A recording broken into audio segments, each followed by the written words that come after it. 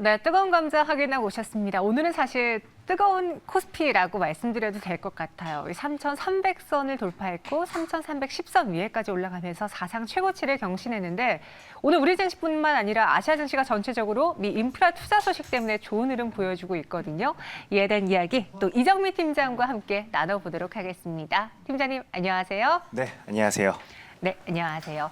오늘 팀장님과 함께 좀 시장 이야기를 해보고도 싶고 인프라 투자에 대한 이야기를 해보고 싶은데 네네. 먼저 인프라 투자 나온 내용이 무엇인지 여야가 합의한 그 세부 사항에 대해서 살펴볼게요. 네, 맞습니다. 오늘 이제 이번 합의가 이제 발표가 되면서 S&P 500, 나스닥 양시장 모두 신고가를 갱신할 정도로 시장에서 굉장히 기다리던 이슈가 나왔다, 뉴스가 나왔다라고 좀 말씀을 드리겠습니다. 당초 바이든 정부에서 이야기할 때 약 2조 달러 원에 가까운 이제 그 인프라 투자를 하겠다라고 했는데 2조 달러의 이제 절반 수준인 1조 달러 수준에서 이제 민주당과 공화당이 합의를 이루었다라는 데서 이제 이제 결과를 좀 높게 평가하는 그런 이제 이야기가 나왔다라고 생각이 됩니다. 특히나 그 투자 주요 내용에 대해서 우리가 당연히 알고 있어야겠죠. 주요 내용은 도로와 교량에 한 1,090억 달러를 투자를 하겠다라고 밝혔고요. 전력 인프라에 730억 달러, 그다음에 광대역 접속망 투자에 650억 달러, 대중교통에 490억 달러를 투자한다라고 합니다.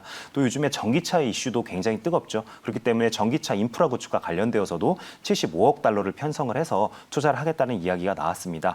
그동안 이렇게 막대한 자금을 투자하는 데 있어서 그 재원을 어떻게 마련하는지에 대해서 굉장히 좀 논란이 많았었는데요.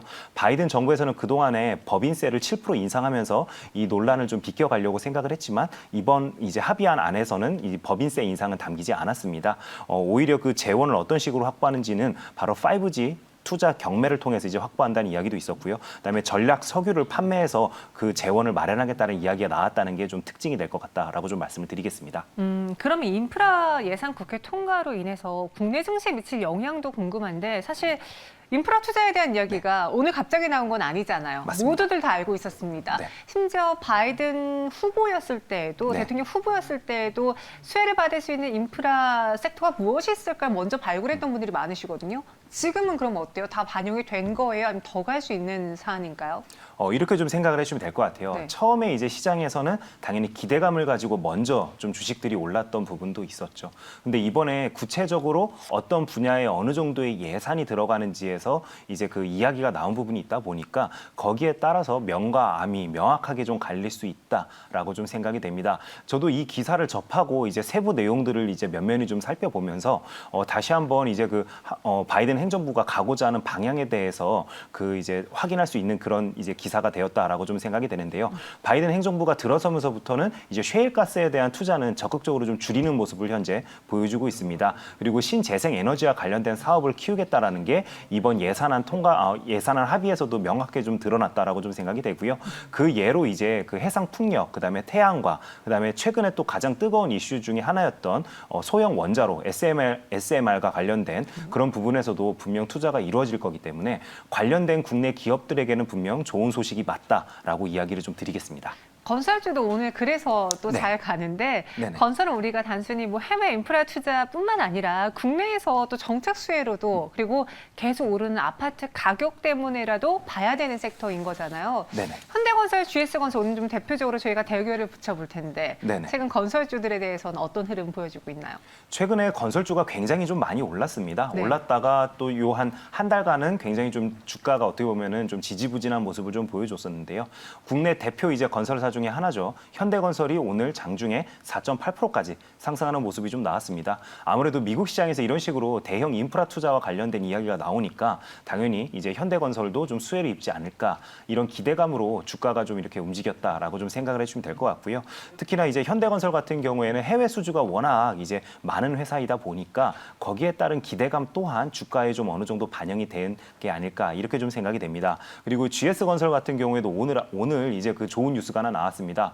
호주에서 인프라와 관련된 이제 우선 협상 대상자로 선정이 되었다라고 이야기가 나왔는데요. 자그마치 규모가 하나로 13조 5천억 원이나 되는 대형 인프라 투자입니다. 그렇기 때문에 이런 투자와 관련되어서도 이제 곧 아마 GS건설이 좀 이렇게 수주가 임박할 수도 있다라는 기대감이 있다 보니까 주가가 장중에 3.3%까지 상승하는 모습이 좀 나왔다. 이렇게 좀 말씀을 드리겠습니다. 제가 팀장님 이야기하고 있는 동안 네. 채팅방에서 다른 분들과 건설 중에서 뭐가 좋아 보이세요? 뭐 현대건설, 대우건설, DL, GS건설 뭐가 좋으세요?라고 했더니 현대랑 DL 이야기가 좀 많이 나와요. 네. 실제로 주가를 보면요. 아니 연초에 증권가에서 그렇게 탑픽으로 꼽았던 건 GS건설이었는데 GS건설은 가다가 지금 기간 조정, 가격 조정이 조금 나오고 네네. 있고 그와 달리 현대건설의 경우에는 빠지긴 했지만 많이 빠지지 않았거든요. 네. 이 두 대표적인 업체의 주가의 차이가 뭐 때문에 일어난 걸까요?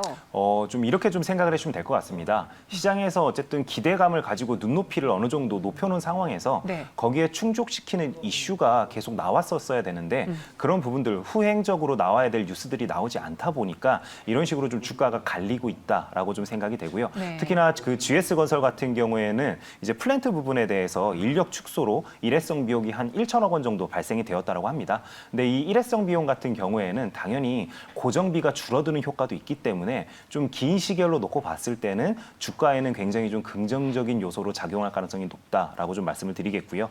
그다음에 또 하나가 지금 분양시장 같은 경우에도 올해 3분기까지 주택 공급 목표치가 전년 대비 꾸준하게 증가하는 모습을 보여주고 있습니다. 그래서 올해 상반기에만 11,000세대나 분양을 현재 한 것으로 알려지고 있는데요. GS건설 같은 경우에는 4분기 때는 지금 현재 분양 예정인 세대수가 전혀 없습니다. 그러다 보니까 그런 부분들이 이제 좀 주가에서 이렇게 좀 반영이 되고 있다라고 좀 생각이 되고요. 그럼 향후에도 앞으로 그럼 주택 건설 경기와 관련되어서 어떤 식으로 펼쳐질지에 대해서 우리가 좀 생각을 해봐야 될 것 같은데요. 우리가 바로 주목해 볼 부분은 바로 대선입니다. 대선이 지금 현재 이제 코앞에 다가왔습니다. 1년이 채 남지 않은 상황이다 보니까 지금 현재 그러면 국내에서 가장 큰 이슈 중에 하나가 아까 앵커께서 말씀해 주신 것처럼 이제 건설 경기, 특히나 이제 그 아파트 이제 그 가격이 너무 빨리 올라서 그런 것들이 문제가 되고 있죠. 이런 상황에서 지금 현재 대선 주자들이 건설 경기와 관련되어서 계속 이제 그 신규 공급에 대해서 이야기를 할 가능성이 높지 규제와 관련되어서 이야기할 가능성은 거의 없습니다. 그렇기 때문에 향후 2년에서 3년간은 국내 건설 경기는 좋아질 수밖에 없는 상황이다라고 시청자 여러분께 좀 말씀을 드리겠고요.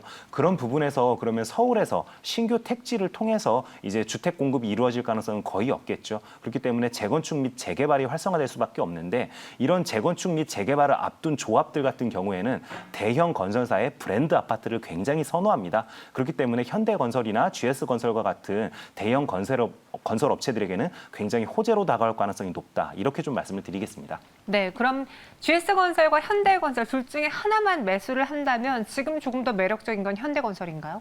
네, 맞습니다. 저는 현대건설이 조금 더 매력적이다라고 이제 좀 말씀을 드리겠는데요. 네. 이유는 굉장히 간단합니다. 간단해요? 예, 현대건설 같은 경우에는 일단 해외에서 굉장히 다양한 지역에 다양한 사업을 수주를 해놓은 상황입니다. 그래서 넉넉한 수주 잔고가 있다라고 첫 번째로 좀 말씀을 드리겠고요. 그다음에 두 번째로는 이제 굉장히 지금 현금이 많다라고 좀 말씀을 드릴 수 있을 것 같은데요. 3조 원이 넘는 지금 현금을 보유하고 있습니다. 이 현금을 통해서 해상 풍력이나 연료 전지 등 다양한 신사업을 조금 더 속도감 있게 밀어붙일 수 있다는 게 바로 현대건설의 강점이 아닐까 이렇게 좀 시청자 여러분들께 말씀을 드리겠습니다.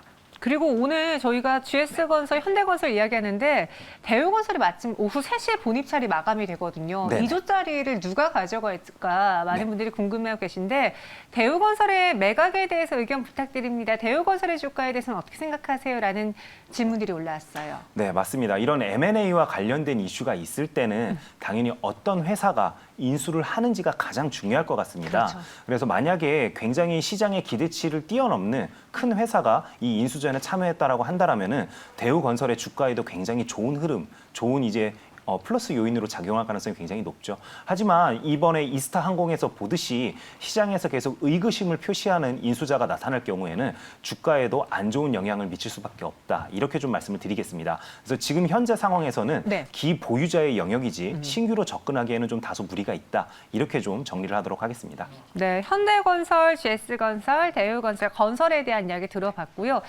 그럼 또 저희가 앞서 상황실에서는 이렇게 인프라 투자에 대한 이야기가 다 나왔을 때는 어떻게 보면은 뭐 재료 소멸로 보면서 차라리 경기 민감주보다는 성장주를 담아라라고 네. 말씀하신 분도 있었거든요. 네네. 혹시 이정민 팀장님이라면 지금 포트 안에서 이런 경기 민감주의 비중을 줄이시겠어요? 아니면은 이제 시작이다 하고 늘리시겠어요? 저는 뉴스에 팔으라는 그런 격언을 굉장히 좀 좋아하는 편입니다. 네. 그렇기 때문에 사실 인프라와 관련된 종목들 같은 경우에는 이런 식으로 호재성 뉴스가 나올 때 조금 매도를 해서 내 포트폴리오에서 현금을 좀 확보한 다음에 방금 말씀해 주신 대로 이제 성장주에 투자하는 전략을 구사하는 게 좋지 않을까 이렇게 생각이 됩니다. 네. 사실 그 현대건설을 비롯해서 많은 건설 회사들 주식이 올해 굉장히 큰 상승이 나왔습니다. 하지만 여기서 한 번 더 큰 상승이 나오기에는 네. 시장의 기대치를 이미 넘어설 정도의 뉴스가 앞으로 무엇이 있는지를 우리가 꾸준하게 좀 생각을 해봐야 될 텐데요. 저는 아직까지 거기에 생각이 될 만한 뉴스는 나오지 않고 있을 가능성이 높기 때문에 저는 좀 성장주의 비중을 조금 더 두는 전략이 더 좋지 않을까 이렇게 좀 말씀을 드리겠습니다. 네, 건설주도 좋긴 하지만 지금 시장에서는 포트 비중 변화가 좀 필요할 것 같다라고 하니까요. 여러분들도 오늘 이슈 나왔어, 지금 사야지라고 무작정 들어가기보다는 다시 한번 생각을 해보시는 것도 좋을 것 같습니다. 이정민 팀장과 함께했고요. 여기서 인사드릴게요. 오늘 말씀 고맙습니다. 네, 감사합니다.